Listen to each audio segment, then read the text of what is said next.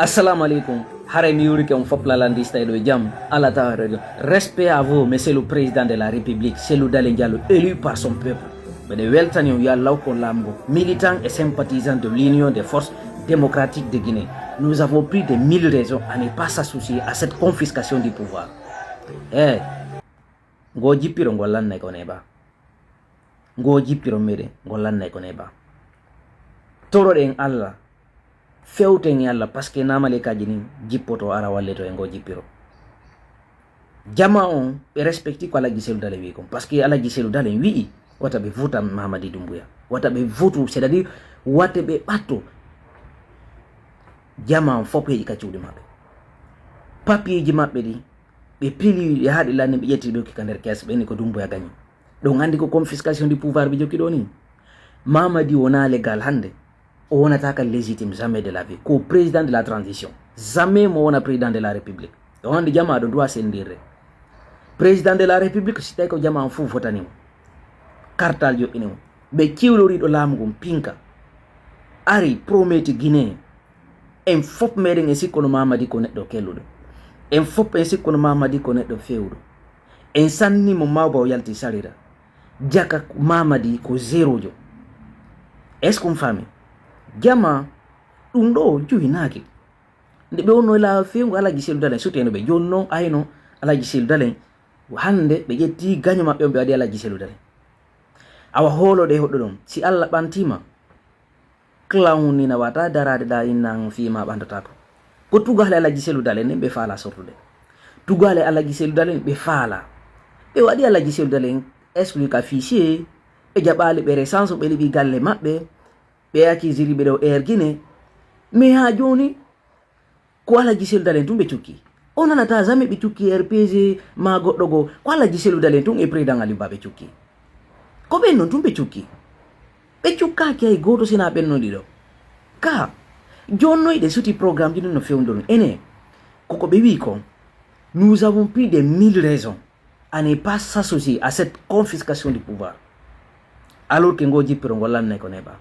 ɗum no laaɓi pos wallahi ha hande mi dutali lamago Alaji Cellou Dalein lagil ha hande ko woni ko waɗi ko woni kon sabu itti Alpha Condé ko ɗum wonata sabu ittugol Mamadi Doumbouya goɗɗo si Allah no dima e moƴƴere a wondira ni Allah si a andi a waɗata tawuɗo ɓay non a wuɗike onon no sikkude hay ƴettugol taw jungo mum fawa e hoore deftere wondiran Allah huɗo inna jamfota ko jama fo ko nani janguɓe ɓen ko wiye ɓoaji ko ɓe wi'i si jama on jamfiki c'est pas mais si lanɗo jamfiki jama fop ara jama on si immaki dariti jama on sonjoto awa ɗo in ɓittike ha hewtino ko go mais pour mettre un terme définitif à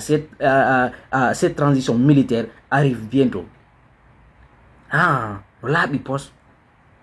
on jooɗota ko ɗo sikkon on pine Guinée jooɗo ɗon hewre jawle leydi marsata few militant ɓe yiɗon weltana waɗen parce que so ndari parti meɗen on ko parti hande woni hande ka parti international na parti national to parce que fiyonno UFDG no organise ala hande parti politique e nder aduna ɓurɗo hande UFDG organisade kala ko ɓe yarita militant ɓe no dari no daditi mo sikki aybini président Cellou Dalein ko ɗon heɓata ko sokko ko dekka o famali mo sikki aybini Alaji Cellou Dalein fiyo heɓi ko ñama o famali fiw Cellou Dalein ko Cellou mo daɗa Alpha Condé hande no nisani hande ko honno o acca o jonita Alaji Cellou Dalein lamgu parce que fop no anduno fop ino andi Alpha Condé ko gagnani hande mo jindude aduna wala ɓiɗɗo wala ɓingi wala fus e nder ko hersa tum wodanimo imo tawa hande o situation mo fewndide e muɗum ɗo ɓe waɗi Alaji Cellou Dalein exclui ɓe liɓi galle maɓɓe ɓe accusiriɓe piiji buyɗo o kono ha joni ko fi maɓɓe Alaji Cellou Dalein e Mamadi heƴidata Guinée ko soit Mamadi yalta Alaji Cellou Dalein nata ma ɗum Alaji wona ga kene ha nde ɓe peroyo parce que ko yawa ma neɓa mais Alaji ɓe hota Guinée ɓe préparade kadi hiɓe jogiti ko ɓe jogiti ɗon on nani ko ɓe wi kon il n'y a plus de place pour l'hésitation gila ɗum ɗo suti kadi pour mettre un terme définitif à Mamadi Doumbouya arrive bientôt. Les coups d'envoi arrivent à Conakry. Militant ɓe wata goto découragé